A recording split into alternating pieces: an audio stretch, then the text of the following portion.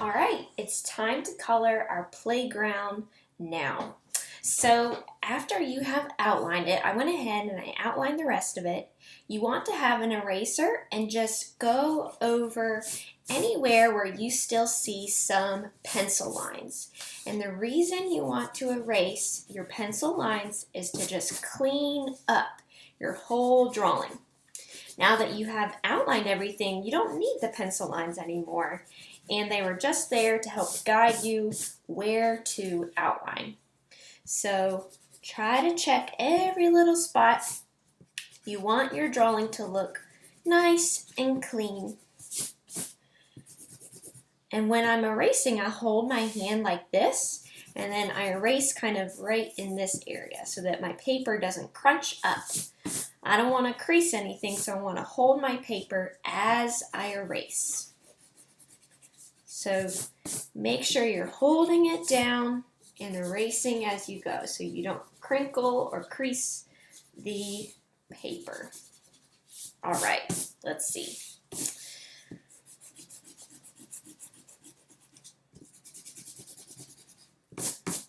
All right, check it all over. Looks pretty good. Time for us to now add our color.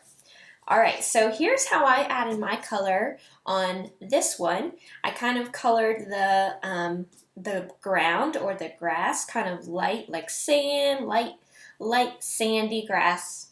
And then I colored the trees with green in vertical strokes like this, up and down, and then I added a little bit of dark green on the bottom.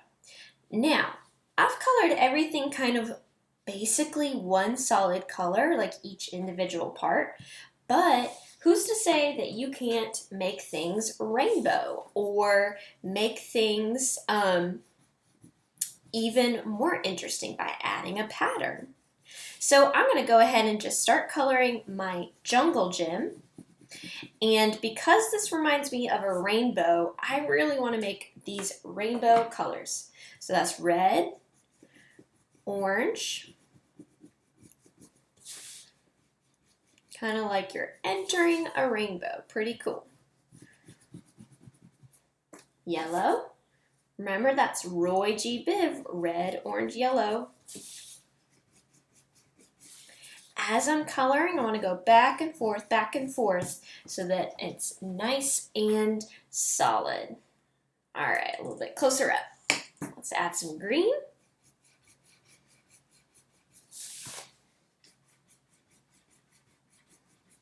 Looking good.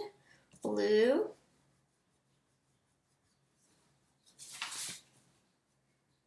Stripes of colors. Indigo. Let's see, is that indigo? Let's find it. Seems that I'm missing my indigo, so I'm just going to go ahead and add oh, no, I found it. There's my indigo. And violet. There we go. All right, I have my full Roy G. Biv right here. So you don't have to make it just one solid color. All right, let's see. Let's make our slide bright red. I love a bright red slide. Notice when I'm coloring, I'm not just going like this and leaving what Miss Wright calls snowflakes. Snowflakes are where you still see the white of the paper shining through, kind of like white snowflakes. You want to color back and forth, back and forth.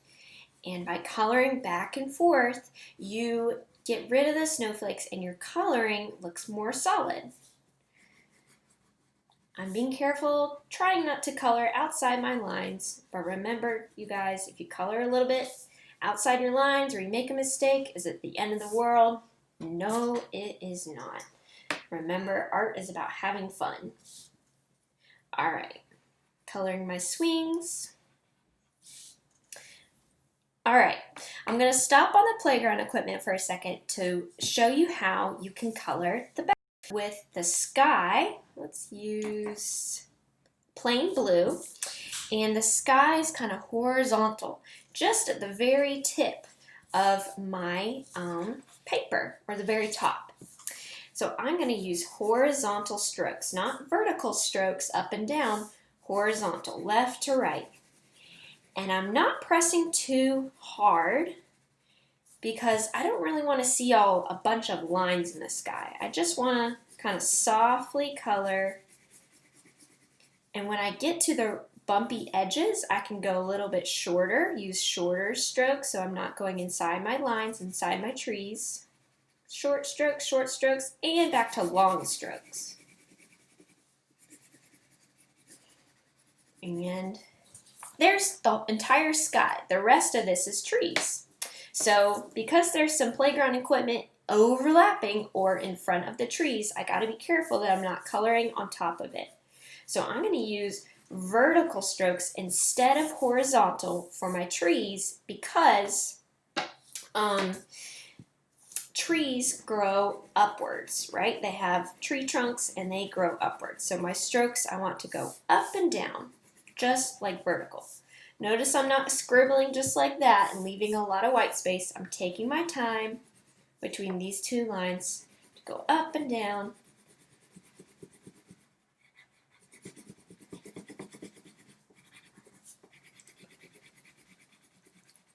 All right, right here I still see some trees. I'm careful not to color on the swing set pole.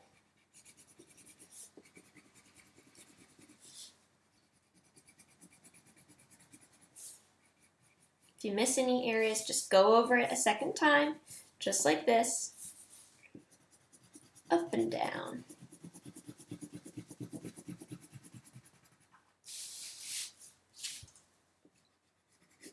All right, almost done with the trees. If you get in some tiny areas, you don't always have to go up and down. You can go side to side if that's easier. I find that's easier sometimes.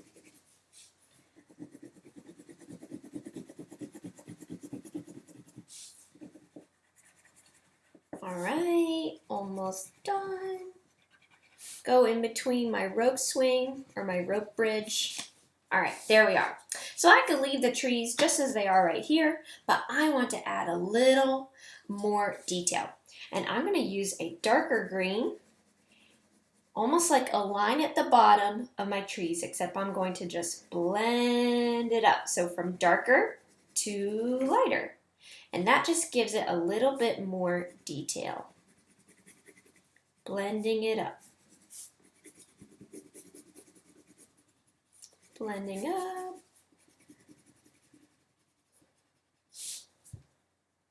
In between. And there we have it. All right, so that's my background. And I like doing my background first so I can kind of move from the top to the bottom of my page. All right, if I want to do the grass, I just kind of have to be careful that I'm not coloring right on top of everything here. So I'm kind of coloring lightly. I'm coloring kind of horizontally like this. I can go over this part because it's just a single line. And I would do the whole thing that way. You can kind of see it a little bit better that way. Okay, with the grass, I could maybe add a little bit of green wherever I see a little grass. And there we have it. For the roof tiles, I'll show you a trick, and it's kind of like the trees. If you want the roof tiles to kind of go from dark to light, kind of like this, you can draw a line on the bottom and just as you go up that little bump, you put less pressure on your crayons. You can blend it up. Dark to light, dark to light, all in one little roof tile. And this makes it look even more 3D, gives it a little bit more dimension. Makes my roof tiles not look so flat. So dark and blend it up to light, like a rocking chair, back and forth, back and forth. Again, these are just ways that I'm showing you. You do not have to color your playground exactly like mine.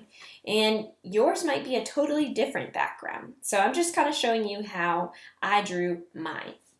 On your horse, you can make it any different color. Remember, you could maybe even give it a rainbow mane.